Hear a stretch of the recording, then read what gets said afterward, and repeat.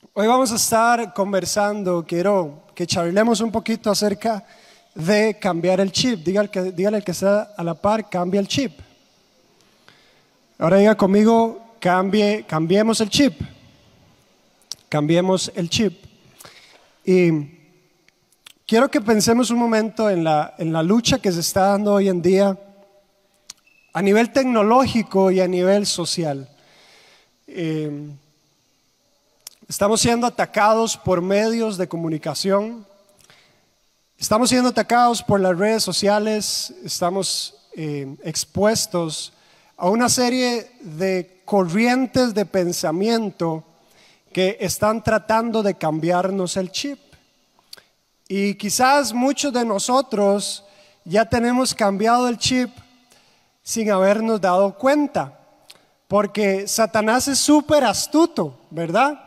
Y a mí me llama la atención porque a través de las series uno a veces empieza a probar cosas que quizás nunca le hubieran pasado por la mente a uno, porque te envuelven en una trama, ¿verdad? En una historia de amor, de ficción, ¿verdad? Y de emoción, que usted llega a un punto y dice, ¿verdad? Y usted se siente emocionado y se identifica. Les doy un ejemplo. Ustedes han visto un villano en una novela, en una película, ¿verdad? Ese desgraciado que siempre se sale con la suya, ¿verdad? Y llega un punto en que usted dice, ay, ojalá que lo maten. Y cuando lo matan usted dice, qué rico me supo. ¿Les ha pasado? A mí me ha pasado, ¿verdad? Cuando uno ve películas o novelas, qué rico que lo mataron. Y sin darse cuenta uno está aprobando algo que está incorrecto, que es el asesinato, ¿verdad? Y así pasa con muchos temas. Les puedo mencionar el tema del aborto, ¿verdad? Que hoy en día están tratando de meterlo a la fuerza. El tema de la identidad de género, de que si yo me siento un elefante, yo puedo ser un elefante, ¿verdad? Que si yo siento que me gusta otra mujer o otro hombre y yo soy un hombre, yo puedo, ¿verdad?, estar con esa persona. Y usted lo ve en las diferentes plataformas digitales. Un día esto estaba viendo Buen Día como todo un señor, ¿verdad? Me casé hace un año y ya tengo actitudes de señor. Me obstina ver los platos sucios en la pila. Es otra cosa, pero bueno, estaba viendo Buen Día e invitaron a un sexólogo. Y entonces el sexólogo estaba dando recomendaciones acerca de la masturbación. Y entre las cosas que él decía y aprobaba que la masturbación era buena. Y decía, usted puede masturbarse y eso no le hace nada malo, ¿verdad? Y era un sexólogo. Y después yo me puse a investigar y a ver, ¿verdad?, qué pasaba con la masturbación. Y existe una gran cantidad de testimonios de personas que fueron adictas a la masturbación, que hablan de problemas en su matrimonio, ¿verdad? Que no pudieron serle fiel a su esposa, ¿verdad? Que tal vez empezaron a tener problemas de eyaculación precoz y demás. Entonces estamos en medio de un mundo corrompido que está luchando por tomar el control de nuestra mente. Diga conmigo, control de la mente. Están tratando de cambiarnos el pensamiento y quiero que vayamos a Proverbios 23:7, porque quiero que prestemos atención a lo que dice por acá. Proverbios 23:7. Ahí disculpen si se me va la voz un toque, es que me tocó predicar a las 7 también y ya estoy, ¿verdad?, toquecillo afectado. Proverbios 23:7 dice, porque cuál es su pensamiento en su corazón, tal es él.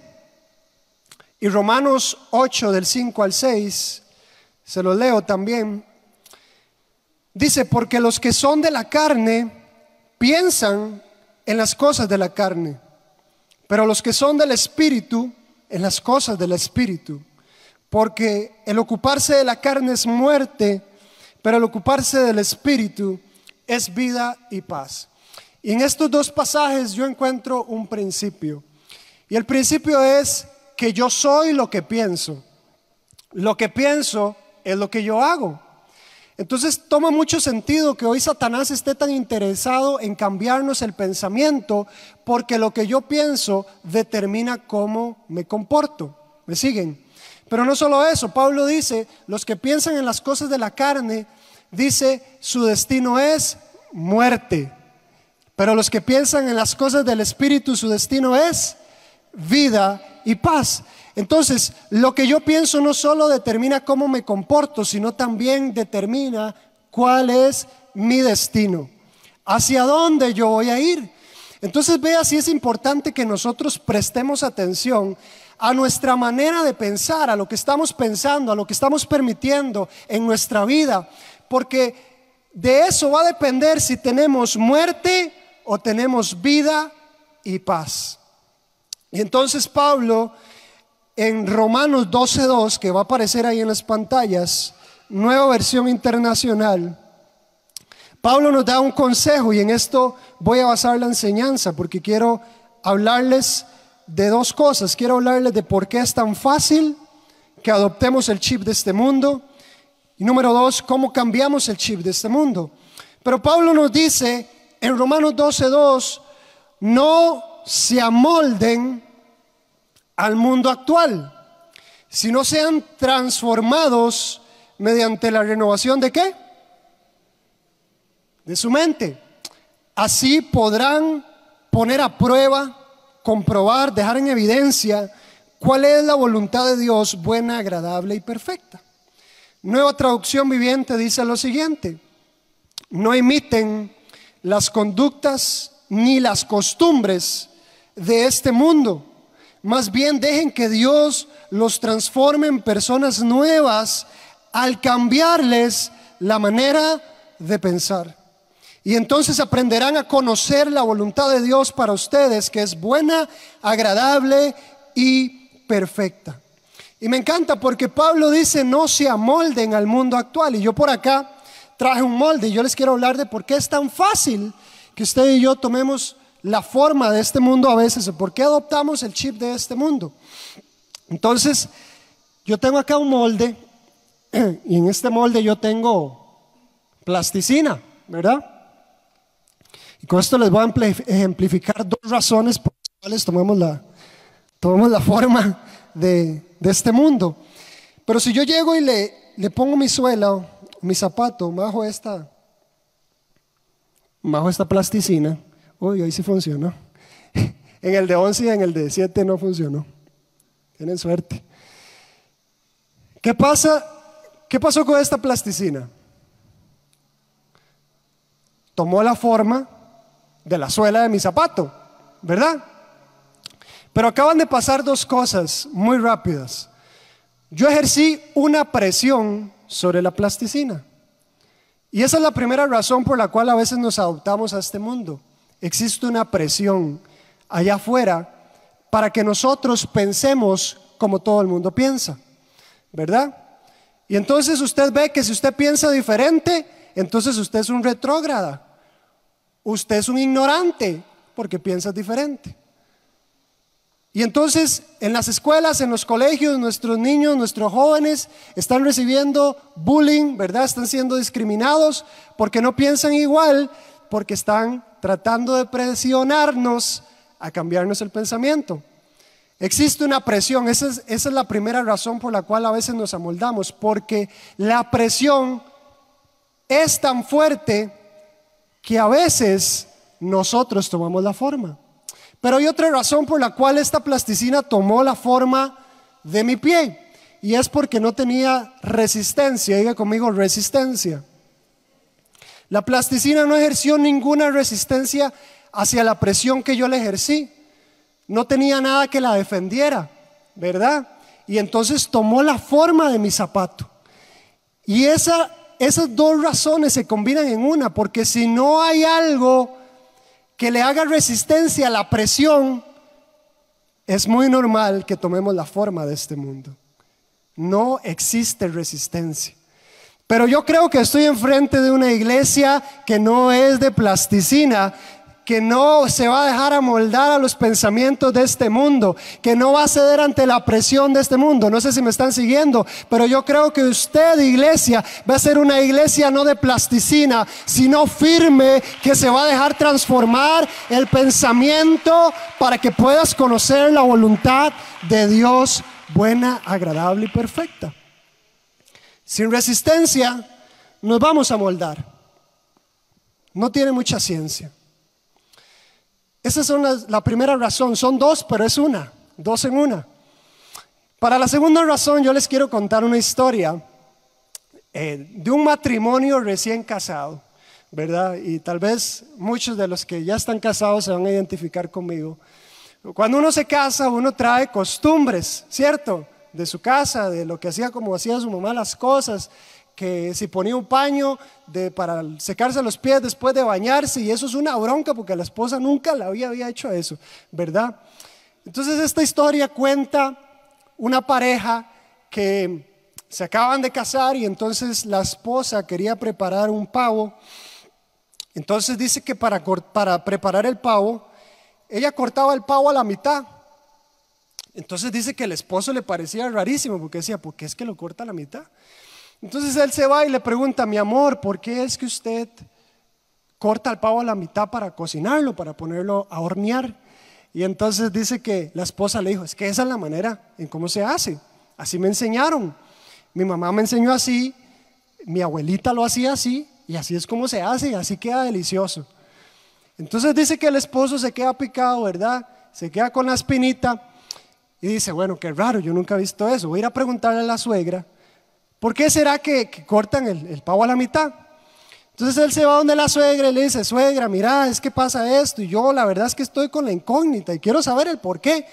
Entonces le dice la suegra, bueno, papito, es que cuando nosotros vivíamos en la casa, teníamos un horno tan pequeñito que no alcanzaba el pavo entero.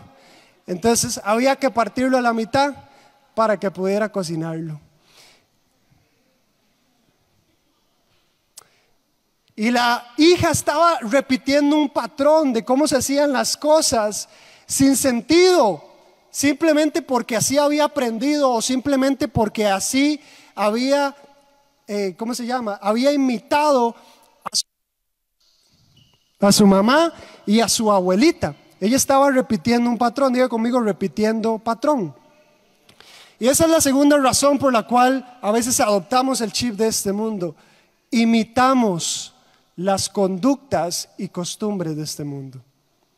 Por eso Pablo decía, no imiten ni las conductas ni las costumbres de este mundo. Y a veces nos encontramos repitiendo cosas que todo el mundo hace porque es lo normal, porque es lo que todo el mundo hace. Y no lo cuestionamos, no lo ponemos a prueba, ¿verdad? No lo sometemos a cuestionamiento y simplemente lo repetimos.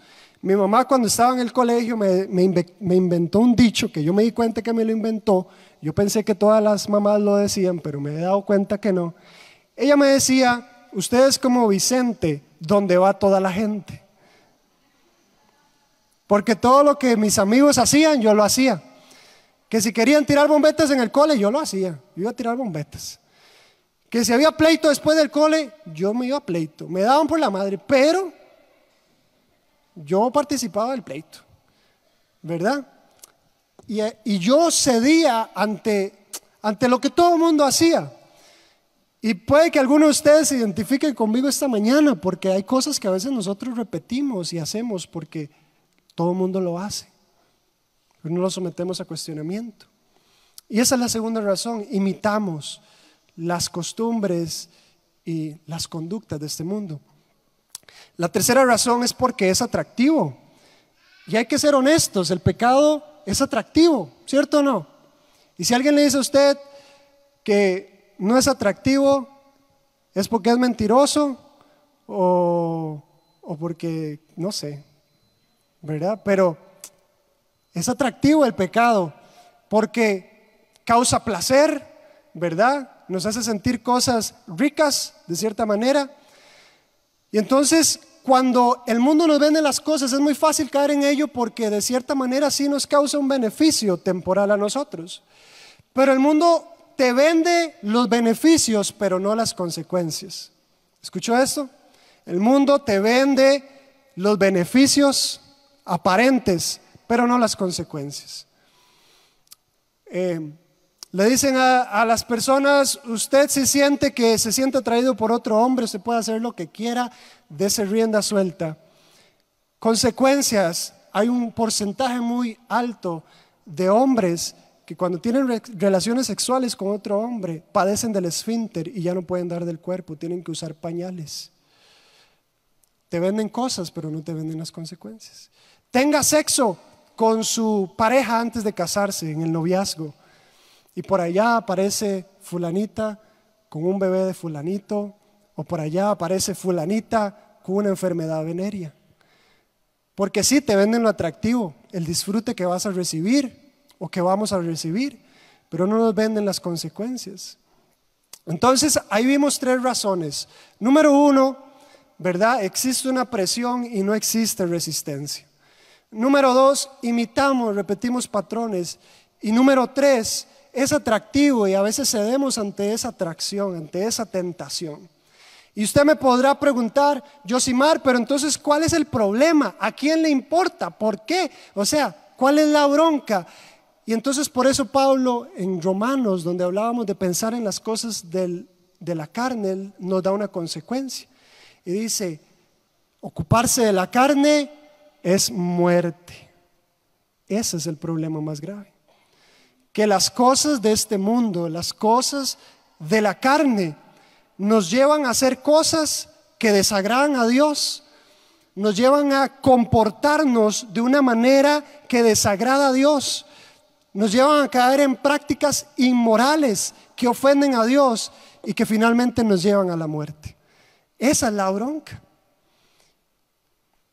Y a veces lo ignoramos, pero hoy, esta mañana, yo lo que quiero es que estemos conscientes de que pensar como este mundo tiene una consecuencia, y para mí la consecuencia más grave: que se pierda nuestra alma, ¿verdad? Y entonces yo les decía a ustedes que a veces uno adopta cosas y no se da cuenta, ¿verdad?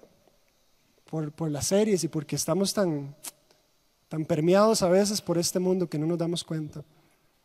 Pero aparte de saber por qué es tan fácil que nosotros nos adoptemos a este mundo, yo quiero hablarles de cómo cambiamos el chip, cómo no nos adoptamos a este mundo, cómo hacemos para que no seamos más cristianos de plasticina, sino que podamos generar resistencia. Y quiero hablarles de 4 pasos prácticos y complementarios. Complementarios me refiero a que si yo no hago el primero, el segundo no sirve, y si no hago el primero y el segundo, el tercero no sirve. Todos se complementan. 4 pasos complementarios. Y quiero que me acompañen rápidamente por ahí a Proverbios 7. Solo téngalo ahí. ¿Están aprendiendo? ¿Sí? Bien. Proverbios 7. Téngalo ahí, no lo lea. Quiero decirles lo siguiente, y es una frase, pero medítela en su corazón. Sin una verdad que rija mi vida, cualquier mentira se puede convertir en mi verdad. Se lo repito. Sin una verdad que rija mi vida, cualquier mentira se puede convertir en mi verdad. Por eso la Biblia dice: y conoceréis la verdad, y la verdad os hará libres. Iglesia, sin una verdad que rija nuestra vida, es muy fácil que usted y yo seamos cristianos de plasticina que se amoldan a este mundo, porque cualquier mentira yo la puedo adoptar como mi verdad. Y entonces es muy triste porque existen estadísticas muy altas de que la iglesia no sabe lo que aquí está escrito, no conoce la verdad. Y si no conoce la verdad, de nuevo, toma las mentiras de este mundo. Un 60%, decía una estadística, de la iglesia no lee la Biblia. La tienen en sus casas como artículos de, ¿cómo se llama? De decoración. Usted llega a la casa y la Biblia está abierta en el Salmo 91, pero durante la semana no la leyeron. Yo llego a Pizza Hut y la veo en eso, el Salmo 119, una vez me encontré. Y la Biblia está empolvada. La manera, iglesia, y este es el primer paso, la manera en cómo generamos resistencia es a través de la lectura de la palabra.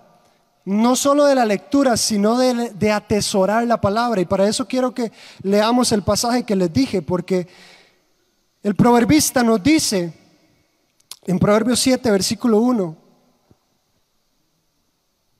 dice: hijo mío, guarda mis razones y atesora contigo mis mandamientos. Guarda mis mandamientos y vivirás, y mi ley como la niña de tus ojos. Lígalos a tus dedos y escríbelos en la tabla de tu corazón. Di a la sabiduría, tú eres mi hermana, y a la inteligencia llámala parienta, para que te guarden de la mujer ajena y de la extraña que ablanda sus palabras.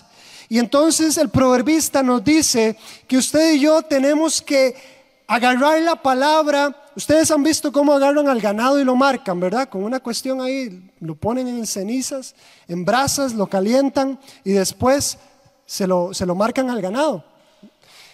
Y eso es lo que nos está diciendo el proverbista con la palabra.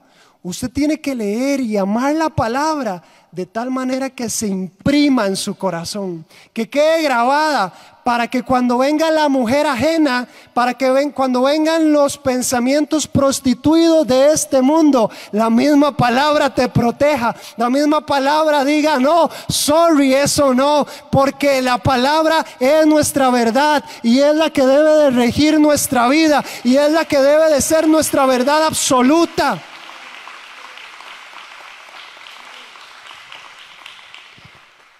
Guarda mis mandamientos y vivirás. Y cuando venga la mujer ajena, cuando vengan los pensamientos corrompidos, la misma palabra te va a guardar. Iglesia, necesitamos amar la palabra. Y esto es un mensaje fundamental, es de principio, pero es tan importante. ¿Por qué? Porque a veces nos acostumbramos y vivimos por experiencia. Y usted podrá pensar: si esta palabra es para un nuevo convertido, son un toque. Vieras que los cristianos con más años somos más mañosos. Nos volvemos mañosísimos. Y es tan fácil, se los digo, es tan fácil ser cristiano en la secreta, como el del video. Porque uno sabe cómo se comportan los cristianos, cómo hablan los cristianos. Uno sabe la jerga cristiana: hermano, hermana, bendiciones, varón, ¿verdad? Y a veces, al pasar los años, descuidamos lo más importante, que es la palabra de Dios. Y empezamos a vivir por experiencia, empezamos a vivir porque sabemos hacer las cosas, porque nos enseñaron, ¿verdad? Pero no vivimos porque esta palabra está escrita en nuestro corazón. Está latiendo, está palpitando. Vea, si hay algo que a mí me mantiene o me ha mantenido durante todos estos años, yo no llevo cuenta, yo creo que son como 10 por ahí, es la palabra. La Biblia dice: instruye al niño en su camino, en el camino, y cuando fuere grande no se apartará de él. La palabra es la que nos sostiene cuando vienen los pensamientos de este mundo corrompidos, cuando viene la depresión, cuando viene la tristeza, cuando viene la soledad, cuando vienen todas aquellas cosas que quieren derribarnos, las tormentas. Es la palabra que nos sostiene. Por eso la Biblia dice que el que edifica su casa sobre la roca, vienen los vientos, vienen las tempestades, vienen los ríos y no se lo llevan. Pero si nuestra vida no está fundamentada sobre la roca, es fácil que nos vayamos. Es fácil que nos chupe la bruja, como dice nuestro pastor. Atesoremos la palabra, iglesia. Amemos la palabra. Cada vez que yo tengo la oportunidad de presidir acá un martes, yo saco un momento para que la gente ame, para tratar de motivar a la gente a que ame la palabra. Porque es triste cómo hemos menospreciado la palabra. Y a veces esperamos, ¿verdad?, una voz del cielo que nos hable, arrepiéntete. Y la voz del cielo está aquí. Es bonito pensar en la Biblia como los pensamientos de Dios, las cartas de Dios, los poemas de Dios para mí. No es para el vecino, no es para mis discípulos, es para mí. Palabras de amor. Jesús decía: ustedes escudriñan la palabra porque creen que en ella está la vida eterna. Y sí, en ella está la vida eterna. Esto se me acaba de venir a la mente. Jesús, antes de empezar su ministerio, fue llevado al desierto y en el desierto fue tentado. ¿Sí se acuerdan? Ajá. Además, vamos a leerlo. Vamos a Mateo. Eso está en Mateo 4. Pues no quiero parafrasearlo, sino que quiero que lo leamos.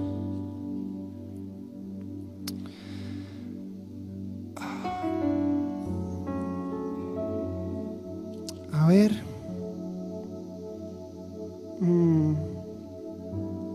Si es que estoy en Marcos, perdón. Mateo 4, perdón. Vean. Empezamos por el 1. Dice: entonces Jesús fue llevado por el Espíritu al desierto para ser tentado por el diablo.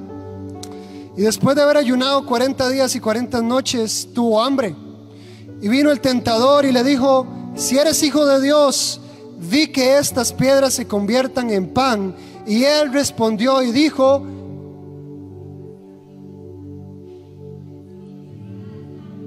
escrito, no solo de pan vivirá el hombre, sino de toda palabra que sale de la boca de Dios. Entonces el diablo le llevó a la santa ciudad y le puso sobre el pináculo del templo y le dijo: si eres hijo de Dios, échate abajo, porque escrito está: a sus ángeles mandará cerca de ti, en sus manos te sostendrán para que no tropieces con tu pie en piedra. Y Jesús le respondió: escrito está también: no tentarás al Señor tu Dios. Otra vez le llevó al diablo a un monte muy alto y le mostró todos los reinos del mundo y la gloria de ellos. Y le dijo: todo esto te daré, y si postrado me adorares. Entonces Jesús le dijo: vete, Satanás, porque escrito está: al Señor adorarás y a Él solo servirás. Y entonces, ¿qué pasó? Jaló. El diablo lo dejó y vinieron ángeles y le servían. Iglesia, ¿cómo Jesús, el Hijo de Dios, venció la tentación? Escrito está. Y Satanás sí llegó con la misma palabra y le dijo: vea, pero ahí dice que si usted, ¿verdad?, mandará a sus ángeles para que te cuiden. Pero él le dijo: no, también está escrito: no tentarás al Señor tu Dios. Vean, hay un cuidado muy grande que tenemos que tener cuando estudiamos la palabra, y es que la palabra, si usted la lee con una intención incorrecta, usted puede confundirse.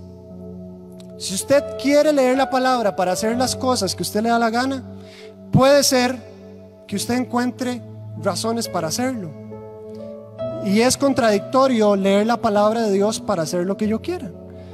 La intención correcta es: Señor, yo quiero leer tu palabra para yo hacer lo que está ahí, no que se haga lo que yo quiero hacer lo que ahí está.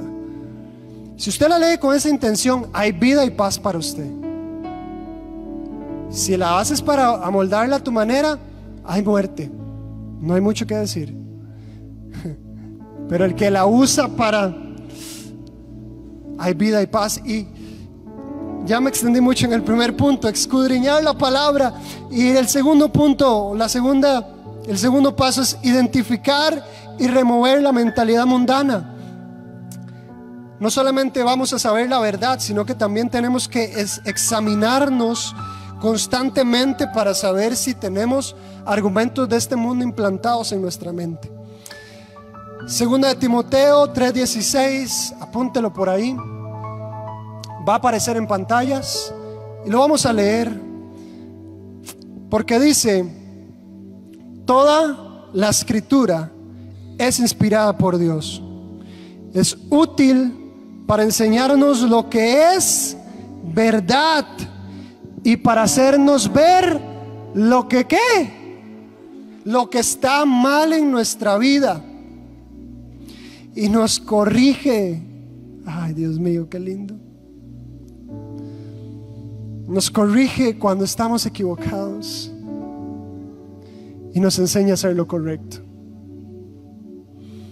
Les decía en el culto de 7 que a ustedes les ha pasado que va al espejo y ve un moquillo ahí, ¿verdad? Lo primero que usted hace es quitárselo porque lo identificó. La palabra es como un espejo para nosotros. La palabra nos enseña lo que está mal en nuestra vida, acabamos de leer, y nos enseña a hacer lo correcto. Pero si nosotros no amamos la palabra, con razón es que muchas veces hemos sido chismosos, hemos sido inmorales, hemos sido mentirosos, hemos sido borrachos, sigo contando, hemos sido adúlteros, hemos sido asesinos, porque Jesús dijo: el que mira a su hermano con odio se convierte en homicida. Entonces hay que ser honestos, muchas veces hay gente que hemos mirado con odio, pero ese no es el punto. El punto es que si la Biblia no nos enseña lo que está mal en nuestra vida, vamos a vivir de esa manera, vamos a practicar esas cosas, porque no está el espejo que nos muestra lo que está mal en nuestra vida y nos enseña a hacer lo correcto. Hebreos 4:12, también quiero leerles esto. Dice Hebreos 4:12: pues la palabra de Dios es viva y poderosa y es más cortante que cualquier espada de dos filos, penetra hasta el alma y el espíritu, entre la articulación y la médula del hueso, y deja al descubierto nuestros pensamientos y deseos más íntimos. La palabra. Usted me pregunta: Yosimar, ¿qué es lo que lo sostiene? ¿Qué es lo que le ayuda a usted a seguir adelante? ¿Qué es lo que le ayuda a santificarse? La palabra, porque me deja al descubierto, me deja desnudo. No tengo nada que decir en contra de Dios y solo le puedo pedir perdón y le puedo pedir que me cambie. Iglesia, necesitamos ser gente de palabra. Y si usted escucha que lo repito, es porque quiero que se lleve esto: seamos gente de palabra, porque la palabra es la que te va a sostener, es la que te va a guardar, es la que te va a proteger. No son tus discípulos, no es tu liderazgo, no son las prédicas de los domingos, las prédicas de YouTube. Es la palabra. Dejemos de ser permisivos con cosas que nos dañan. Si usted identifica cosas en su vida que te están llevando a hacer prácticas que deshonran a Dios, no sea permisivo. Si usted tiene gente a su alrededor que lo hace pecar contra Dios, deséchela. Es mejor entrar al cielo sin un ojo. En este caso es mejor entrar al cielo sin una amistad que irse al infierno completito. Es mejor irse al cielo sin una serie de Netflix que irse al infierno completito con el Señor de los cielos, con Betty. No seamos permisivos, no negociemos los principios bíblicos. Y si usted no se lo sabe, entonces haga el paso número 1: estudie la palabra, pero no negocie los principios bíblicos. Aunque allá afuera digan que está bien, que usted puede hacer lo que le da la gana, esta es mi verdad y lo que aquí está no se negocia. Yo voy a vivir de acuerdo a lo que Dios planeó para mi vida.